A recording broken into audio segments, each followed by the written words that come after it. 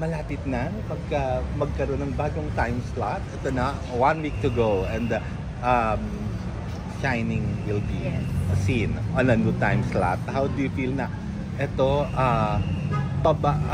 bago yung time slot at ngayon pa lang din talaga nadidevelop ng husto yung mga eksena. Ang daming mga intense scenes pa na na mangyayari.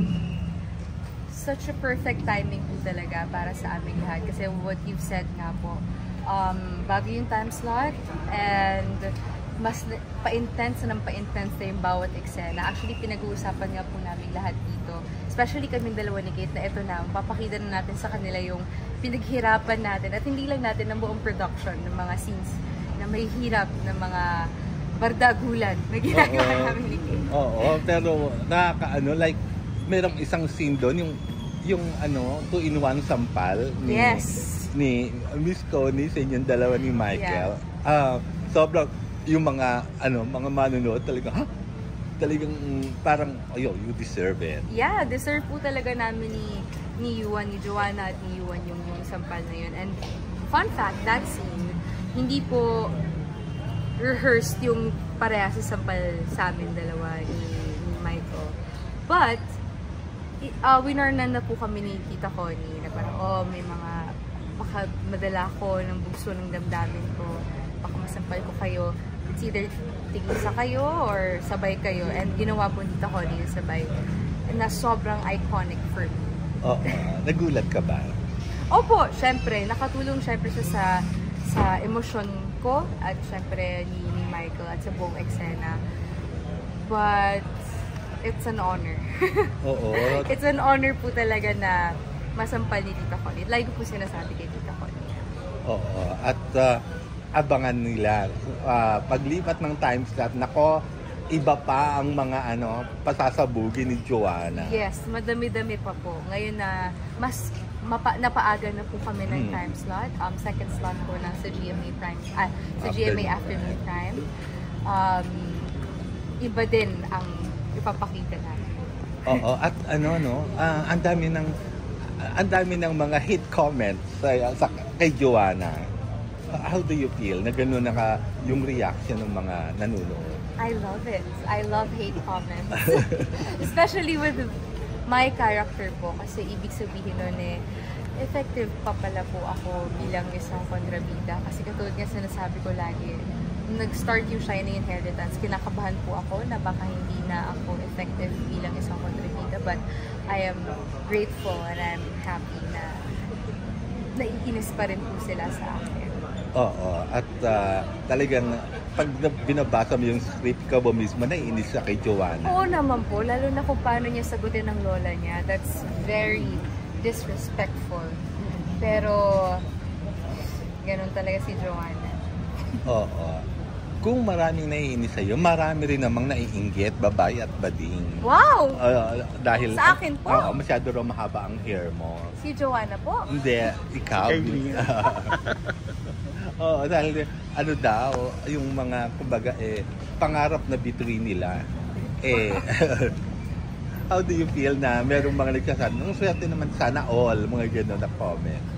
Pag nakikita yung mga video ninyo, mga pictures. Ano bang nararamdaman ko? I feel very lucky also po. I'm not gonna deny that. Yeah. Wala na nasabi. Yun lang po. I feel very lucky also. Of course, yung pagdating naman po ni Kobe. Yeah, okay, sorry. Pagdating naman po niya sa aking buhay, I consider it as a blessing. At saka parang, coming at the right time. When talagang, kumbaga, there was parang, there were so many uncertainties pa, no? Yes po, actually. Yeah, that's why I feel so lucky, I feel blessed, I feel contented with everything that is happening in my life. At ang dami nang nagsasabi, sana daw may project kayo together. Pero mukhang siguro sa mga endorsements muna. Opo, syempre, nahihiya pa si Kobe. Pero sana po in the future. Pero feeling ko pababalik ko ata siya sa pagbabasketball. Mas gusto mo naman na Opo, actually, ini-encourage ko siya. Oo. Ini-encourage ko, sabi ko, basketball ka na lang. Oo. At ano sabi niya? He's actually preparing for it. Kasi namimiss niya rin naman daw po. At yun talaga yung isang talent niya na sobrang pinaghirapan niya na matutunan at galingan. So, he's prepared for it. But I still don't know po kung saan team siya sasali. So, Kai, anong mga plans now that eto na dilipat ng time slot ang Shining Inheritance, tapos magkakaroon ng mas maraming free time? May mga plans ba, like going on vacation perhaps, or chill-chill lang muna? Well, syempre po promo, hindi maaalis yan. Yeah, there are plans na mag-vacation po, pero hindi pa rin sure. But as much as possible, gusto ko po kasi talaga na magtrabaho lang na magtrabaho. Like, hanggat bata pa po ako, non-stop dapat. At may new project naman, di ba? Na hindi pa pwedeng sabihin. May new project naman. Yun naman yung maganda. Na nakaka-excite. New project. Talagang the Lord keeps on blessing. I think it's because your heart is good. Thank you po. I mean, I will always love God. I will always have faith in God. I always believe in Him. He's my Savior. And He's saved me for several times already. I mean, my whole life. Yeah. Rescuer. Yes. Yes po.